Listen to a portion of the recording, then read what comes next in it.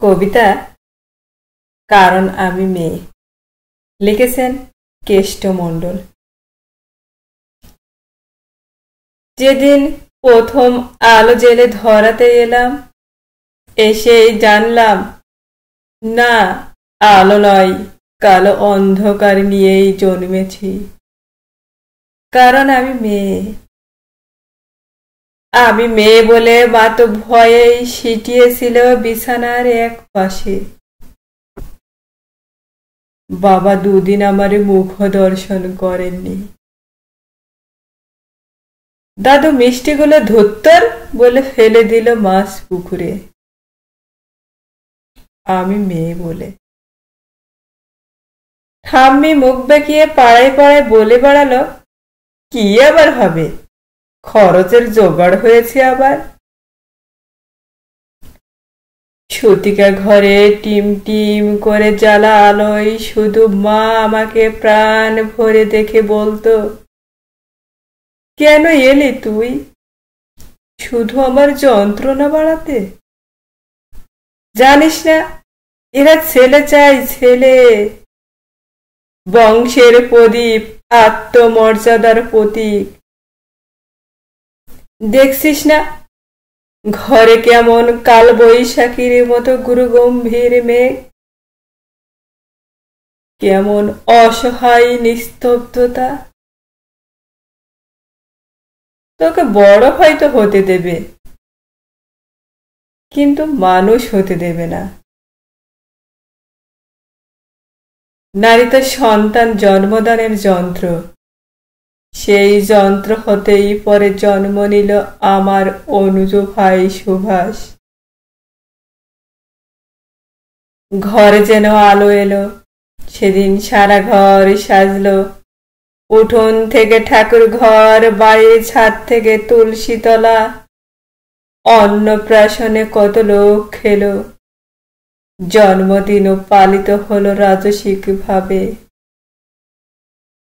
কিন্তু আমার বেলায় থাক, না বলাই ভালো। কারণ আমি মেয়ে। আমি মেয়ে বলে স্কুলের গণ্ডিতেই শেষ হলো আমার জীবন। উচ্চশিক্ষা কি দরকার আমার, একদিন তো পরের ঘরে। কারণ আমি মেয়ে। ভাই বড় হলো, উচ্চশিক্ষা পেল, দিনের পর দিন রাত করে বাড়ি ফিরলে বাবা চুপ করে থাকতো। অথচ শৃঙ্খলার সমস্ত বেড়ি আমার পায়ে বাঁধা ছিল। কারণ আমি মেয়ে। রঙিন মেঘের মাঝে সূর্য অস্তের অপরূপ দৃশ্য দেখার সৌভাগ্য আমার হয়নি কখনো। তার আগেই বন্দী হতে হতো রক্ত শাসনের চার দেওয়ালের মাঝে। কারণ আমি মেয়ে। আমি মেয়ে বলে স্বামীর পরকীয়া মুখ বুঝে মেনে নিতে হয়। পুরুষরা নাকি অমনি হয়, তাকে বেঁধে রাখার সব দায়িত্ব আমার। ঠাম্মি তাই বলেছিল। মা কালে চলে গেলেন। পুরুষ শাসনের বেড়া ডিঙিয়ে যেখানে আচার নেই, অত্যাচার নেই, ব্যভিচার নেই, লিঙ্গভেদের অপমান নেই, মেয়ে বলে। নিয়তির নিষ্ঠুর পরিহাসে ভাইয়ের থেকে বিতাড়িত বাবা একদিন মা বলে আশ্রয় নিল আমার আঁচল তলে। হ্যাঁ, আমি চোখের জলে মাতৃ স্নেহে বুকে জড়িয়ে ধরি তাকে। আমি মেয়ে বলে, মমতা বেশি বলে। অথচ ঐতিহাসিক যুগ থেকে যুগান্তরের কঠিন পথ হেঁটে আমি জেলে এসেছি আলো। আমার গর্ভ থেকে জন্ম নিয়েছে লিঙ্কন, আমার গর্ভ থেকে জন্ম নিয়েছে বিদ্যাসাগর, আমার গর্ভ থেকে জন্ম নিয়েছে সুভাষচন্দ্র, আইনস্টাইন, রামমোহনেরা। অথচ আমাকে বারবার পুড়ে মরে সতী হতে হয়েছে সতীদাহে।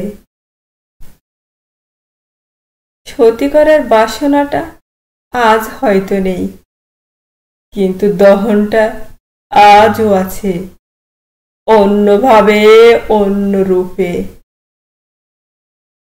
কিন্তু একদিন একদিন নারীর ঠোঁট রেঙে উঠবে রক্ত নিয়ে, অসামান্য পদভারে কেঁপে উঠবে ধরিত্রী।